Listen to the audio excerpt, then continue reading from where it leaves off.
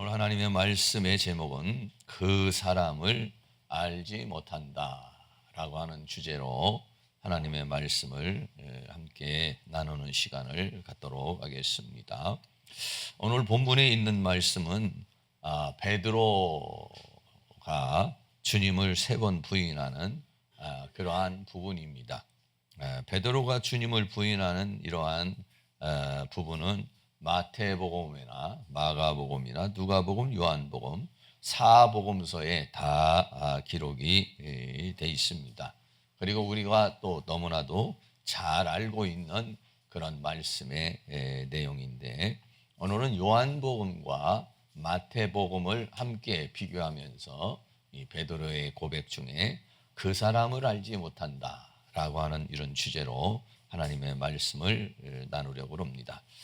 요한복음에서는요, 이 베드로의 부인에서 어떤 핵심을 가지고 말씀하고 있느냐면, 베드로가 말하기를 나는 예수의 제자가 아니다. 나는 예수님의 제자가 아니다. 라고 하는 것이 요한복음에서의 핵심의 부분입니다. 그리고 마태복음에서는요, 나는 그 사람을 알지 못한다. 조금 다르죠. 요한복음에서는 나는 예수의 제자가 아니다 라고 부인을 했고, 마태복음에서는 나는 예수, 다시 말하면 예수님도 예수님이라고 하지도 않죠. 예수님을 바라보냐면 그 사람을 알지 못한다 라고 이렇게 말하고 있어요. 근데 오늘은 그 마태복음에서 말한 나는 그 사람을 알지 못한다 라고 하는 이 부분을 오늘 말씀의 제목으로 삼아서 함께 은혜를 나누려고 합니다. 첫 번째 베드로의 부인입니다. 첫 번째 베드로의 부인, 조금 전에도 말했지만 베드로가 뭐라고 말했냐면, 요한복음에서는 나는 예수님의 제자가 아니다 라고 하는 것이고, 마태복음에서는 예수님을 부인하면서 뭐라고 말합니까? 나는 내가 말하는 것을 알지 못한다. 너도 바로 그 예수님의 제자가 아니냐라고 이렇게 말하니까 나는 그것을 알지 못한다라고 이렇게 말씀하고 있는 것입니다. 요한복음 18장 15절 말씀에 시몬 베드로와 또 다른 제자 하나가 예수를 따르니 이 제자는 대제사장과 아는 사람이라 예수와 함께 대제사장의 집들에 들어가고, 그렇게 말했습니다. 마태복음에서는 베드로가 혼자 예수님을 따라간 걸로 이렇게 기록이 되어 있습니다만은, 요한복음에서는 또 다른 제자가 한 사람이 또 예수님을 따라갔다라고 그렇게 말했어요. 그리고 이 예수님을 따라간 이 제자는 어떤 사람이냐면 당시에 대제사장이신 안나스 대제사장과 아는 사람이라 그랬어요. 제사장이 둘이 나오는데 하나는 안나스가 이렇게 나오고, 근데 이 안나스라고 하는 사람과 아는 사람이라, 예수님의 제자 중에서 누가 그렇게 당시 안나스 대제사장이면은 아주 종교의 최고의 권력을 가지고 있는 사람인데 이 사람을 아는 사람이었을까?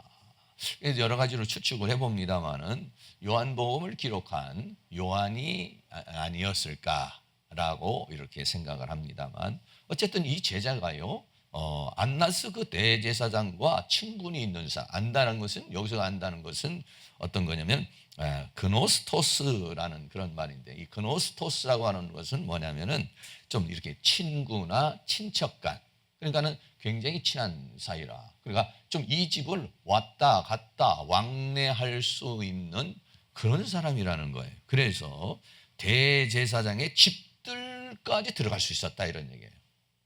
대제사장의 집들까지 들어가려면 아무나 그렇게 들어갈 수 있는 것이 아니고, 이런 친분을 가지고 있는 사람이라야만이 집들 안에까지 들어갈 수 있는 그런 사람이다 그랬어요. 그래서 이 또 다른 제자가 있는데, 그 또 다른 제자가 예수님을 따랐고, 그리고 그 안나스라고 하는 그 제사장의 집에 뜰 안까지 들어갔다라고 그렇게 말하고 있어요.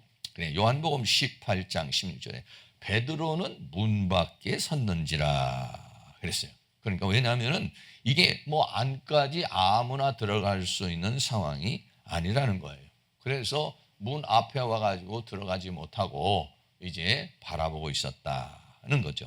그때에 대제사장과 아는 그 다른 제자가 나가서 베드로가 들어오지를 못하니까 문 지키는 여자. 근데 여기서 문을 지키는 사람이 왜 여자일까 이런 생각이 좀 들어가요. 어쨌든 그 문을 지키는 그 파수꾼이 있었어요. 파수꾼이 뭐 남자도 있었고 여자도 있었고 이렇게 그러니까 대제사장의 그 하인들 중에 뭐 군인들은 아니고 하인들 중에서 이제 문을 지키는 사람이 있다는 거예요. 그럼 뭐 아무나 못 들어가게 한다는 거죠. 그래서 그 여자에게 말하여 베드로를 데리고 들어갔다 이렇게 말했어요. 그러니까는 그 지금 다른 제자가 그 여종도 다 아는 거예요. 그러니까 가끔 이렇게 대제사장 집에 왔다 갔다 왕래가 있던 사람이니까 저 사람 내 친구야 아니면 내가 아는 사람이야 들여보내도 돼 라고 이렇게 말을 했다는 것이죠. 이런 부분이 요한복음에서 좀 자세하게 이렇게 설명이 되어져 있어요. 근데 마태복음에서는요, 마태복음 26장 58절 말씀에 베드로가 멀찍이 예수를 쫓아 대제사장의 집들에까지 가서 그 결국을 보려고 안으로 들어가 하석들과 함께 앉았더라.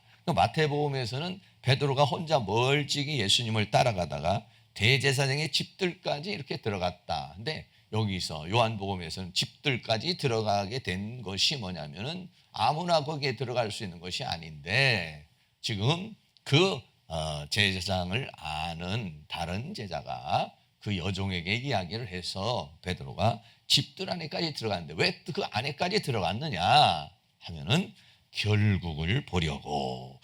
도대체 예수님에 대해서 베드로가 이해하기가 어려운 거예요. 이게 지금. 왜냐? 그동안에 예수님의 그 모든 행적을 볼 때 예수님의 그 권위와 권세와 능력하고는 전혀 다르게 그 예수님이 지금 사람들에게 잡혀가지고 신문을 당하는 그런 모습을 보게 될 때에 예수님이 그런 능력과 힘을 가지고 왜 저렇게 초라하게 또 비참하게 저렇게 잡혀갔을까? 아마 어떤 시점에서 예수님이 쫙 하고 어떤 능력을 이렇게 나타내실까? 아니면 어떻게 하실까? 아직까지도 이 베드로는 예수님이 그 십자가를 통한 인류의 구원에 대해서 받아들일 수가 없었어요. 예수님께서 베드로에게 몇 번이나 제자들에게 이야기를 했지만은 그 십자가의 도에 대해서 받아들일 수 있는 그런 상황이 되지를 못했어요. 그래서 그 결국을 보려고 안으로 들어가서 하석들과 함께 불을 쬐고 있었어요. 왜냐하면 이때가 좀 이제 3, 4월 경이니까 밤이나 낮에는 조금 쌀쌀한 그런 때예요. 그래서 이제 불을 쬐고 있는데, 근데 요한복음 또 다시 요한복음으로 가서 요한복음 18장 17절에 문 지키는 여종이 조금 전에 그 문 지키는 여종이 지금 그 다른 제자에 의해서 베드로가 그 집들 안에까지 들어갔잖아요. 그런데 문 지키는 여종이 가만히 베드로를 바라보더니 너 또 이 사람의 제자 중 하나가 아니냐? 베드로를 가만히 바라보더니 이 문 지키는 여종이 베드로를 알아본 거예요. 그러니까 그 말하되 나는 아니다라고 이제 그렇게 말하죠. 그래서 나는 아니야 이런 게 아니라 난 절대로 아니야 뭐 이런 강한 부정, 절대 부정을 가리켜서 말하고 있습니다. 그림을 하나 보면요 이런 그림이죠. 베드로가 불을 쬐고 있는데 그 한 여종이 불빛에 의해서 이제 베드로의 얼굴이 보이는 거예요. 이렇게. 그러니까 그 여자가 와가지고 또 저 예수하고 같이 있었던 그 사람 아니야. 예수님은 이제 저쪽에 지금 이제 빌라도 그 안나스 제사장 앞에서 이제 신문을 당하고 있는 그런 상황이 있고 베드로는 이제 모른 척하고 지금 이제 있는데 이 문 지키는 여종이 그렇게 지적을 하는 거예요. 그런데 순간 베드로가 말이요 당당하게 그럼 나도 내가 예수님의 제자야. 내가 저분을 알아. 라고 이렇게 말을 해야 되는데 아주 이 베드로가 소스라치게 놀라면서 나는 아니다. 라고 그렇게 말하죠. 사실은요, 이 시간이 지금 예수님이 붙잡혀가지고 지금 여기에 온 시간이 시간적으로도 얼마 되지 않죠. 조금 전까지만 해도 예수님과 만찬을 하고 또 예수님이 제자들의 발을 다 씻어주고 같이 식사를 하고 겟셋마네 동산에 가서 같이 기도를 하고 또 예수님을 잡으려고 그러는 사람이 오니까 베드로가 칼을 빼가지고 말고라는 사람의 귀를 잘라버리고 뭐 조금 전까지만 해도 아주 당당하게 예수님의 제자로서 그렇게 자기를 드러냈단 말이죠. 그런데 이 순간에 와가지고는 자기를 강력히 부인하는 거예요. 조금 전까지만 해도 예수님이 좀 당당한 모습이었는데 예수님이 딱 잡히고 초라한 모습이 되니까 나는 저렇게 초라한 예수 싫어. 난 저렇게 무력한 예수 알지 못해. 이런 얘기죠. 기적을 베풀고 이적을 베풀고 힘을 내고 능력을 낼 때는 내가 예수의 제자야. 내가 수제자야. 하고 자기를 딱 드러내지만은 자기 스승이 그렇게 신문을 당하고 이제 그러한 처지가 돼버리니까 한순간에 나는 모른다. 나는 아니다. 라고 그렇게 말하고 있다. 이것이 어떻게 보면은 참 인간의 나약한 모습이에요. 예배 오늘 우리가 주일날 예배를 딱 드리고 예배 드릴 때는 굉장히 성도 같고 믿음이 있는 것 같은 그런 모습을 보이다가 교회 밖으로 나가면 확 돌변해버리는 사람도 사실적으로는 많이 있어요. 교회에서는 아주 거룩한 집사님이고 장로님인데 집에 가서는 그냥 대판 싸우든지 아니면은 차 타고 가면서도 그런 상황이 벌어지는 경우 이게 뭐 직접적으로 예수님을 부인하는 모습은 아니지만 그런 모습을 우리는 살펴볼 수가 있는데 그게 우리들의 연약한 모습이라는 것이죠. 요한복음 18장 18절에 그때에 추운 고로 종과 하속들이 숯불을 피우고 서서 쬐니 베드로도 함께 서서 쬐더라 라고 그랬어요. 그러니까 불을 쬐고 있었다는 것을 말해주고 있는 것입니다. 그래서 요한복음에서는 그 문 지키는 여종이 너도 예수와 함께 있지 않았느냐, 예수의 제자가 아니냐, 그러니까 아니라고 이렇게 말했어요. 마태복음에서는 어떻게 했느냐면요, 마태복음에서는 26장 69절에 베드로가 바깥들에 앉았더니 한 비자가 나와, 비자라고 해서 비자는 뭐냐면 종을 가리켜서 말하는데 너도 갈릴리 사람 예수와 함께 있었도다. 그러니까 예수와 함께 앉자고 너 예수의 제자가 아니냐라고 그렇게 말하고 있는 것이죠. 그러니까 뭐라고 말합니까? 마태복음 26장 70절에 베드로가 모든 사람 앞에서 부인하며 가로되 나는 내 말하는 것이 무엇이든지 알지 못하겠다. 도대체 넌 나한테 무슨 말을 나에게 지금 말하는 그 말을 나는 모르겠다라고 그렇게 부인하면서 알지 못한다고 그렇게 말하는 모습을 우리가 볼 수 있는 것입니다. 자, 근데 두 번째 부인입니다. 두 번째 부인은요, 요한복음에서 요한복음에서는 예수님을 부인하죠. 뭐냐? 나는 제자가 아니다라고 하는 것을 두 번째 또 부인을 합니다. 그런데 마태복음에서는 어떻게 합니까? 첫 번째는 부인만 했는데 두 번째는 어떻게 합니까? 맹세를 하죠. 맹세를 하면서 뭐라고 하냐면 이제 아예 그 사람을 지적하면서 그 사람을 알지 못한다라고 그렇게 부인을 합니다. 요한복음 18장 25절 말씀 우리 다 같이 함께 한번 봉독하겠습니다.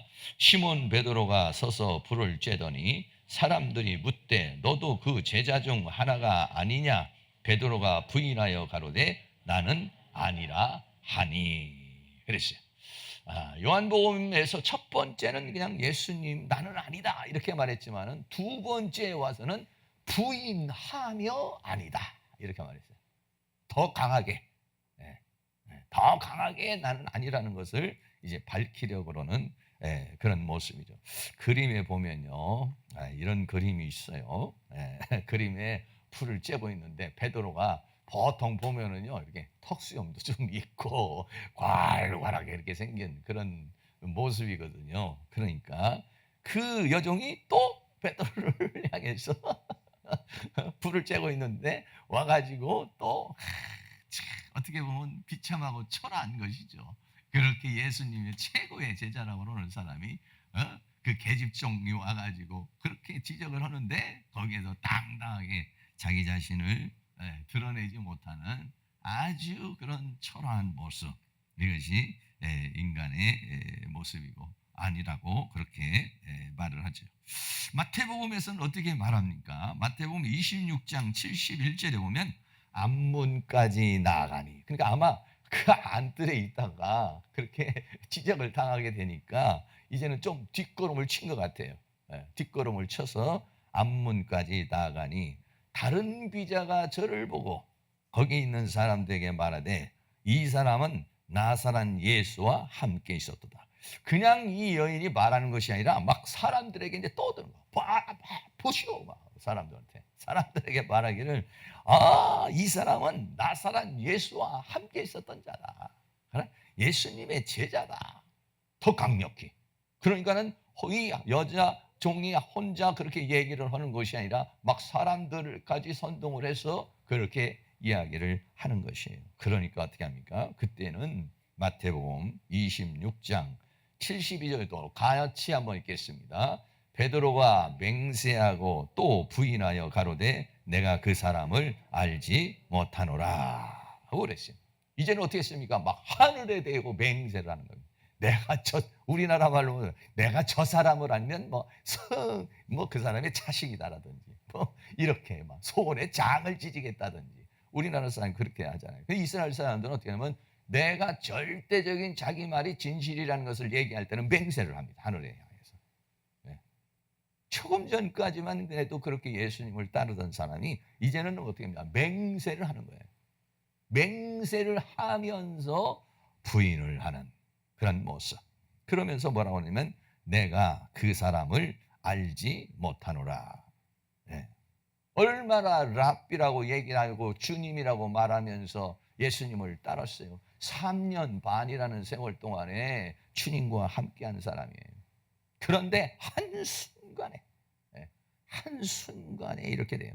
그러면서 그 사람이라는 것은 여기서 아주 경멸히 여기는 그러한 용어가 되는 것이죠. 보통 예수님에게는 랍비요, 주님이시요 이렇게 얘기하던 거 아니겠어요? 그런데 나는 난 그 사람 아주 경멸하게 여기는 거예요. 나 그 사람 알지 못해. 내가 그 사람을 안다면은 하면서 막 맹세를 하면서 예수님을 부인하는 그런 모습을 보게 되는 것입니다. 여기서 알지 못한다라고 할 때 알다라는 말에 부정어가 하나가 붙은 건데 알다라는 이 오이다라는 말은요. 그냥 이렇게 알다 이걸로만 끝나는 것이 아니라 보다 또는 경험하다 이런 의미를 가리켜서 말하고 있는 것이죠. 그냥 안다는 것이 그냥 지적으로만 안다는 것이 아니라 내가 그 사람하고 어떤 친분 관계가 있는 그런 관계가 아니다. 내가 그 사람과 어떤 관계를 가진 그러한 것으로 내가 아는 사람이 아니야. 나는 처음 보는 사람, 나는 전혀 모르는 사람이야. 이런 의미를 가리켜서 말하고 있어요. 다시 말하면 절대로 알지 못한다는 거예요. 나는 그를 절대로 알지 못한다. 얼마나 철저하게 예수님을 그렇게 부인하는 모습을 우리는 보게 되는 것입니다. 여기에서 나는 그 사람을 알지 못한다는 이 부분을 조금 더 여러분에게 말씀을 드리면 정말 예수님을 알지 못한다고 베드로가 그렇게 말을 했는데 그 말은 예수님을 알지 못한다고 그렇게 말한 것은 겉으로 볼 때에는 거짓말이지만은 그러나 내적으로 보면은 사실인 거예요. 왜? 베드로가 예수님을 알기는 알았지만 진짜 예수님은 몰랐던 거예요. 십자가의 길을 가는 예수님, 구원의 역사를 이루어 가시는 그 예수님, 그냥 예수님을 겉으로는 알았지만, 일반적으로 예수님을 알았지만은 십자가의 길을 가는 예수님을 모르는 거예요. 그러니까 내가 그 사람을 모른다는 말은 어떻게 보면은 겉으로 볼 때는 거짓말이지만은 실제적 양심적으로 깊은 관계 속에서는 정말 모르는 거예요. 난 정말 그 사람 몰라. 난 저런 사람은 몰라. 기적을 일으키고 이적을 일으키고 메시아로서 나는 그런 예수는 알지만은 저렇게 초라한 예수, 저렇게 비참한 예수, 저런 예수는 난 몰라. 왜 저러는지 몰라. 내 스승이 왜 저렇게, 내 선생이 왜 저렇게 초라하게 비참하게, 내가 칼도 준비하고 있었는데 왜 예수님이 그렇게 하는지 나는 정말로 그 예수님은 몰라 라고 하는 말이 어떤 면에서는 진실이라는 것입니다. 우리 사랑하는 성도님, 예수님을 얼마나 아십니까? 예수님 우리가 다 알잖아요. 그리고 예수를 믿잖아요. 그런데 내가 예수님을 아는 그 알미라는 게 얼마만큼 알고 있고 예수님을 믿는다는 믿음이 얼마만큼 믿고 있느냐는 것이죠. 네. 마태복음 16장에 보면요, 예수님이 그렇게 말했어요. 너희는 나를 누구라고 말하느냐? 라고 그렇게 묻죠. 그러니까 마태복음 16장 16절 같이 한번 있습니다. 시몬 베드로가 대답하여 가로되 주는 그리스도시요 살아계신 하나님의 아들이시니다. 그렇게 고백을 했어요. 그러니까 예수님께서 참 바요나 시몬아 내가 복이 있는 사람이다. 이것을 알게 하니는 혈육이 아니요 하늘에 계신 내 아버지께서 너에게 알게 했는데 주는 그리스도요 하나님의 아들이라고 그렇게 이야기를 고백을 한 거예요. 그러니까 예수님께서 어떻게 하셨습니까? 그 말씀을 듣고 또 그 말씀을 하고 난 다음에 뭐라고 했냐면 내가 사실은 이제 예루살렘에 올라가서 십자가를 져야 되고 고난을 받아야 되고 그리고 부활할 것이고 이런 고난에 대해서 쭉 이야기를 했어요. 그러니까 베드로가 뭐라고 말했습니까? 주여 그리 마옵소서라고 그랬어요. 자, 마태복음 16장 22절도 같이 한번 있습니다. 베드로가 예수를 붙들고 가나여 가로되 주여 그리 마옵소서 이 일이 결코 주에게 미치지 아니하리이다. 아멘. 예수님은 지금 십자가의 길을 가야 된다고 얘기를 했지만은 베드로는 그것을 이해하지 못했어요. 받아들일 수가 없어요. 왜 주님은 고난을 받아야 됩니까? 왜 주님은 십자가를 져야 됩니까? 주님이 능력도 있고 권능도 있고 권세도 있고 그런 힘이 있는데 왜 십자가의 길을 가야 되는 것입니까? 저요, 그러지 마세요. 그러지 마세요. 왜 그렇습니까? 절대로 이런 일이 주님에게 일어나지 않을 것입니다. 라고 그렇게 말한 것이죠. 다시 말하면 베드로는 주는 그리스도요 살아계신 하나님의 아들이라고 하는 것은 믿었단 말이에요. 고백했단 말이에요. 그러나 십자가의 길을 가는 예수는 모르는 거예요. 네. 왜 길을 가는지 도저히 이해할 수 없는 예수란 말이죠. 네. 그래서 그렇게 얘기를 하니까 뭐라고 말합니까? 예수님께서 마태복음 16장 23절에 예수께서 돌이키시며 베드로에게 이르시되 사탄아 내 뒤로 물러가라 라고 그렇게 말했어요. 네. 베드로가 지금 그렇게 이야기하는 것은 뭐냐면 사단의 영에 사로잡혀 가지고 그렇게 예수님을 말하는 것이다 라고 하는 것을 말해주고 있는 것입니다. 그러면서 하시는 말씀이 뭐라고 말합니까? 우리 마태복음 16장 24절도 같이 있습니다. 이에 예수께서 제자들에게 이르시되 아무든지 나를 따라오려거든 자기를 부인하고 자기 십자가를 지고 나를 쫓을 것이니라 라고 그랬어요.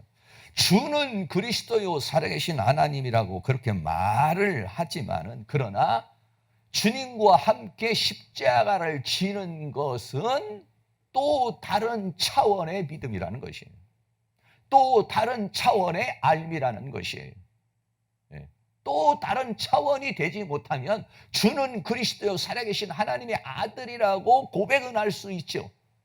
예수님이 나의 구주이십니다. 예수님이 나의 구원이십니다 라고 여러분이 고백할 수는 있지만 나에게 주어진 어떤 사명, 나에게 주어진 어떤 헌신, 나에게 주는 어떤 봉사는 난 그거는 싫습니다 라고 말할 수 있다는 것이죠. 그 예수님이 뭐냐냐, 자기를 부인하고 자기 십자가를 지고 쫓아오라 했는데 자기를 부인하는 것이 아니라 어떻게 했습니까? 예수님을 부인했죠. 나를 부인해야 이 두려움, 불안, 공포, 욕망, 욕심 이걸 자기를 부인해야 십자가를 지고 따라갈 수 있는데 자기 생각, 자기 개념, 자기 판단, 자기 지식을 가지고서는 자기를 부인하지 않는다면 예수님을 쫓을 수 없다. 자기를 부인하지 않는다는 건 무슨 얘기입니까? 이해할 수 없다 이겁니다. 나는 저런 예수는 이해할 수가 없어요. 왜 저런 십자가를요? 그거 이해를 하니까 따라갈 수가 없는 거예요. 이해가 돼야 믿음이 되고 믿음이 돼야 따라갈 수 있는 것인데 그러니까 뭐냐? 예수를 모른다는 겁니다. 모른다. 우리들도 역시 마찬가지죠. 우리도 마찬가지예요. 여러분들이 어떤 하나님의 말씀에 대해서 그 말씀이 내가 이해가 되고 믿어지면 그렇게 살아야지 이렇게 되지만 어떻게 이렇게 이해가 되지 않아지고 받아들여지지 않으면은요. 그러면은요. 내 믿음이 어느 단계에서 멈춰버리는 거예요. 그래서 뭡니까? 믿는 것과 아는 것과 사는 것은 차원이 다르다는 거예요. 내가 믿는 거, 내가 예수를 믿습니다. 또 내가 말씀을 압니다. 이것과 그 믿고 아는 것을 사는 것은 그러니까 이 말씀이 우리에게 여기에서 주어지지만은 어떤 사람은 이 말씀 중에서 한 구절 사는 사람이 있고 어떤 사람은 이 말씀에서 10구절 사는 사람이 있고 어떤 사람이 이 말씀에서 마태복음은 살 수 있는데 누가복음으로는 못 살겠어. 누가복음으로 살 수 있는데 계시록 같이는 못 살겠어. 이런 겁니다, 이게. 그러니까 믿는 것과 아는 것은 사는 것은 차원이 다르다는 거예요. 그래서 뭐라고 했습니까? 야고보서에는 행하지 않는 믿음은 죽은 믿음이다라고 했어요. 야고보서 2장 26절 같이 한번 읽습니다. 영혼 없는 몸이 죽은 것 같이 행함이 없는 믿음은 죽은 것이니라. 내가 지금 어떤 행동으로 옮기지 않는다면 주는 그리스도의 살아계신 하나님의 아들이라고 고백을 하고 십자가는 따라가지 않는다면 그 믿음은 입술로 믿음, 아는 것과 믿는 것은 되지만 뭐가 됐냐? 사는 것이 안 된다. 사는 것. 그런데 뭐냐? 이 말씀을 하나님께서 우리에게 이 말씀을 주신 것은 이 말씀 듣고 그냥 좋다, 좋은 말씀이다. 들으면서 좋은 말씀 이러라고 감상하라고 준 게 아니라 이 말씀을 따라 살라고 주신 것이죠. 이 하나님의 말씀을 사는 믿음이 될 수 있기를 주의 이름으로 축원합니다. 그래서요. 믿음이라는 것은 행함으로 온전케 된다 이렇게 말했어요. 야고보서 2장 22절도 같이 한번 읽습니다. 내가 보거니와 믿음이 그의 행함과 함께 일하고 행함으로 믿음이 온전케 되었느니라. 아멘. 내가 믿음으로 행동으로 옮길 때 그 믿음은 확실한 믿음이다 이런 얘기예요. 그런데 믿음은 있는데 행하지 못한다면 그건 반쪽 믿음이라는 거예요. 온전치가 못하다 이런 얘기죠. 그러나 내 믿은 대로 행동에 옮길 수 있다면 그것은 살아있는 믿음이요. 그거는 온전한 믿음이요. 그거는 역사를 일으키는 믿음이라는 거예요. 그래서 요한계시록 1장 3절에 우리 다 같이 한 번 더 있습니다. 이 예언의 말씀을 읽는 자와 듣는 자와 그 가운데 기록한 것을 지키는 자들이 복이 있나니 때가 가까움이라 그랬어요. 그러니까 하나님의 말씀을 읽는 분 복이 있어요. 듣는 분도 복이 있어요. 그런데 지키는 자는 더 복이 있는 거예요. 이런 세 단계가 돼야 된다. 믿는 것과 아는 것과 사는 것이 하나가 될 때에 그 사람은 복이 있다. 이 말씀을 묵상만 하고 있으면 복이 오지 않아요. 이 말씀을 듣고만 있으면 나에게 역사가 일어나냐. 이 말씀은 살아낼 때, 살 때 역사가 일어나는 것이죠. 이 말씀을 지키는 자가 복이 있는 것이라고 했으니 그 듣는 믿음과 아는 믿음과 사는 믿음의 차원이 다르다는 것을 우리에게 말해주는 거예요. 사랑하는 모든 성도님들은 하나님의 말씀을 읽는 것과 듣는 것과 지키는 것이 하나가 되는, 믿는 것과 아는 것과 사는 것이 하나가 되는, 살아내는 그런 믿음이 될 수 있기를 주의 이름으로 축원합니다. 그래서 지금 베드로는 주님에 대해서, 주님의 사역에 대해서, 십자가의 도에 대해서 분명하게 알지를 못하고 있는 거예요. 지금 이해를 못하는 거예요. 이해를. 사랑하는 성도님, 십자가의 도를 이해를 하고 계십니까? 십자가라고 하는, 왜 주님은 십자가라고 하는 것을 통해서 인류를 구원하시기를 원하시는가? 십자가의 도를 이해했고 십자가의 도를 살기로 저 십자가의 도라는 것이 저런 것이구나. 나도 저런 십자가의 도의 삶을 살아야 되겠구나. 라고 합니까? 아니면 십자가를 바라보면 보고 있고 구경만 하고 있고 목에만 걸고 있는 장식품으로 사용하고 있나요? 아니면 나도 그런 십자가의 길을 가는 것일까요? 성도는 뭐냐면 그 십자가의 도를 가는 사람이 참다운 성도요, 차원 있는 성도라는 것이죠. 사랑하는 모든 성도님들이 베드로는 따라가지 못했어요. 그러나 후에는 따라갔습니다. 우리들도 주님을 따라갈 수 있는 그 믿음의 단계까지 올라갈 수 있기를 주의 이름으로 축원합니다. 세 번째입니다. 세 번째는 요한복음에서는 그냥 또 부인을 3번까지 부인을 했어요. 그런데 베드로는 더 강해졌죠. 이제는 저주를 했습니다. 저주를 하고 맹세를 하고 부인을 했다는 거예요. 이 3번째 단계에 와서는 아주 예수님을 저주해 버렸다라고 말해요. 요한복음 18장 26절에 대제사장의 종 하나는 베드로에게 귀를 베어 버리운 사람의 일가라. 여기에요. 대제사장의 종들이 예수님을 잡으러 왔는데 베드로가 귀를 잘라버렸거든요. 근데 그 사람의 이름이 뭐냐면 말고라는 사람이에요. 근데 그 말고라는 사람의 친척 중에 대제사장의 종이 있었다 이런 얘기예요. 그래서 대제사장의 종 하나는 베드로에게 귀를 베어 버리운 사람의 일가라. 일가는 뭐냐? 친척이라는 거예요.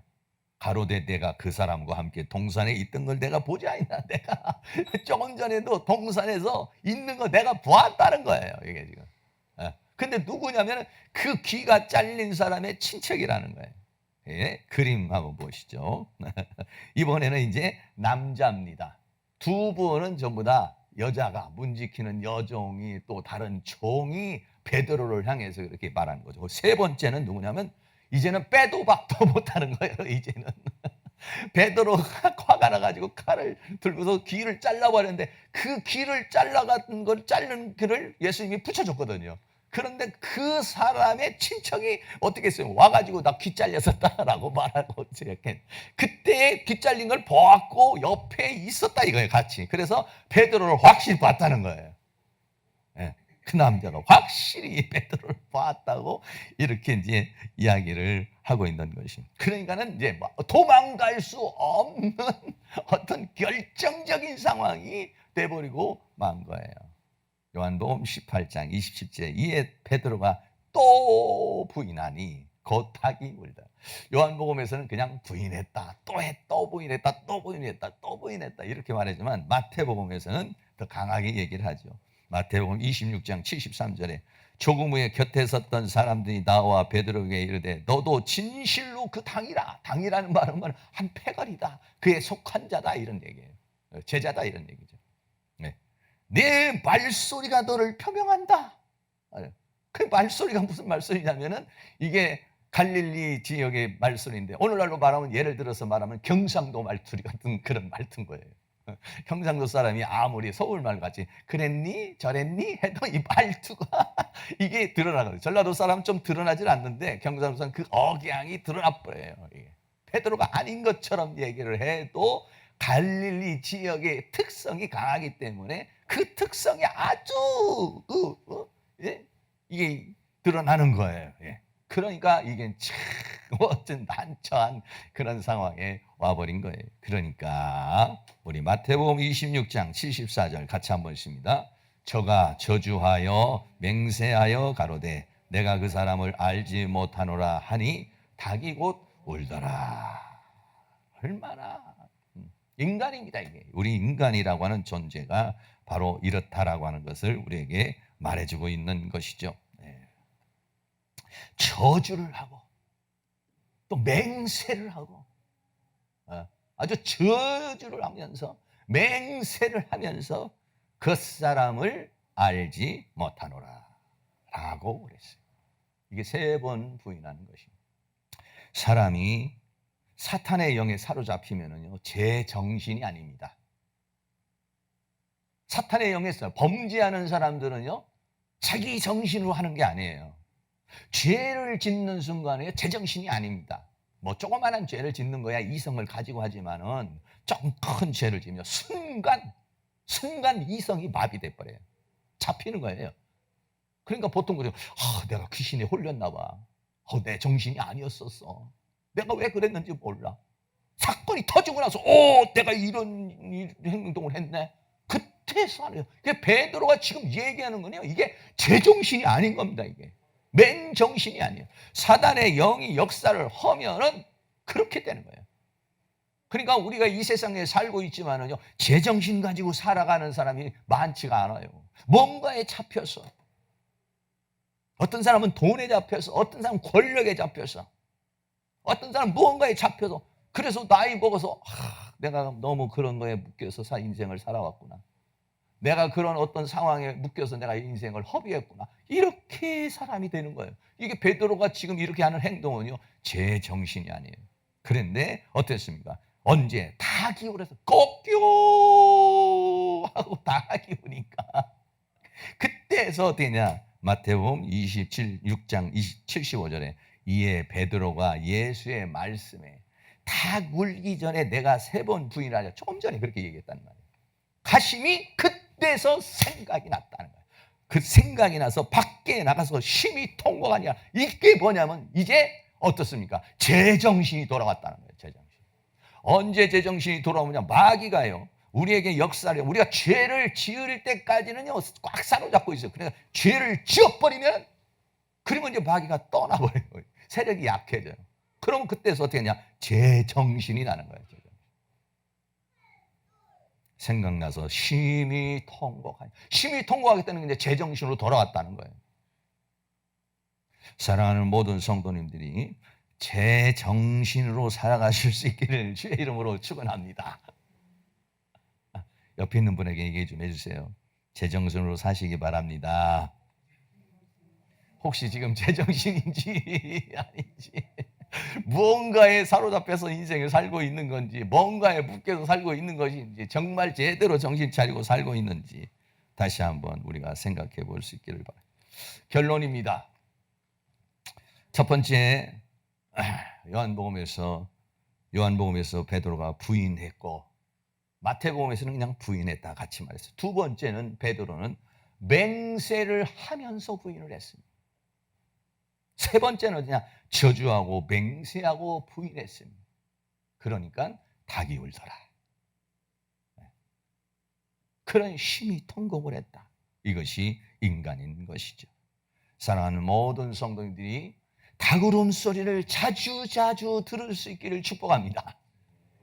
그래서 제정신이 바짝바짝 나가지고 성령의 은혜를 따라, 말씀의 은혜를 따라 살아가는 그런 삶을 살아가실 수 있기를 주의 이름으로 축원합니다.